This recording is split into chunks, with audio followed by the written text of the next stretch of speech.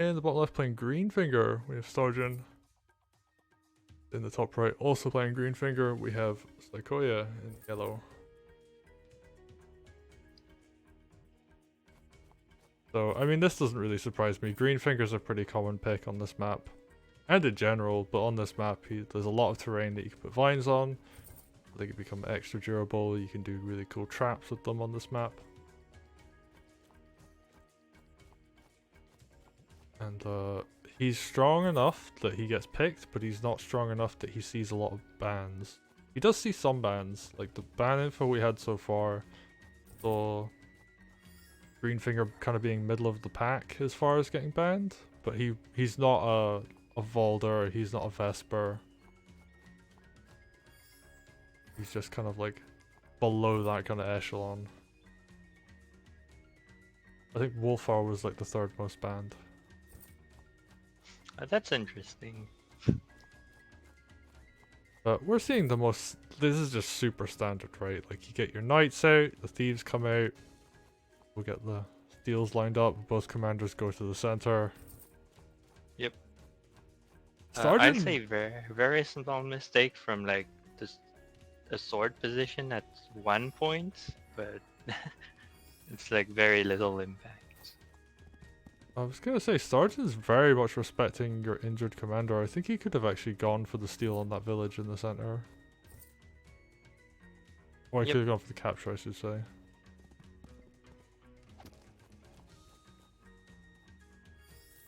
But it can be dangerous to have an injured commander stranded in the middle. I guess he kind of was worried about what happened in game 1, maybe.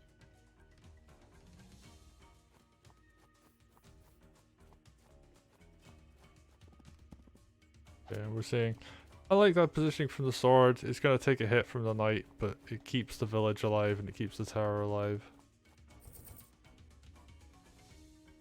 Over on the north side, there's a spear to defend that. Sergeant, I don't know if I'd call it like a misplay, but there was a lack of defense on that bottom right side. Yep.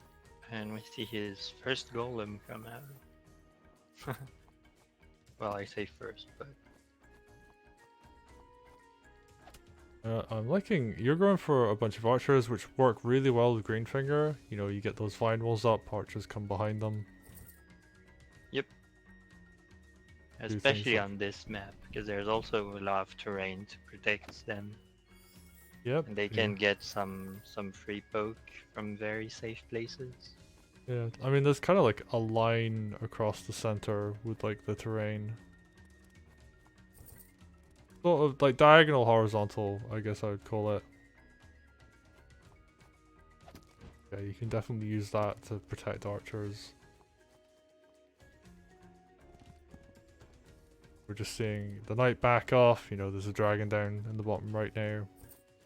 Even with a mage nearby, that dragon is like very scary, so. Ooh. Saikoya with the vines or groove up already. Stargen's pretty close though.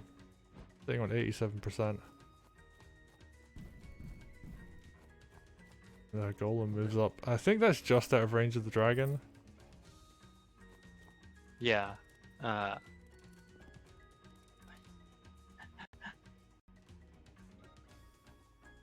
mean, you'd probably expect it to be out of range.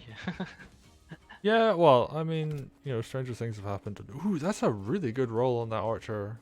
19% damage to the golem.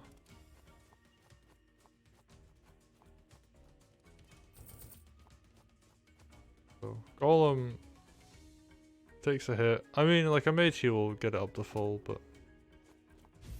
Oh, and speaking of that... Oh, wait.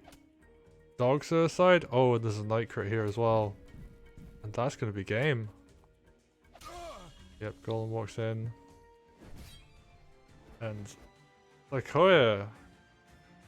With the, I don't know if I'd say an overextension, but putting the commander in a vulnerable position. Yep, rip Greenfinger. Yeah, I mean that happens. It does. It can. Those villages are a bit tricky as well, especially when you know there's like a night crit lined up through your village.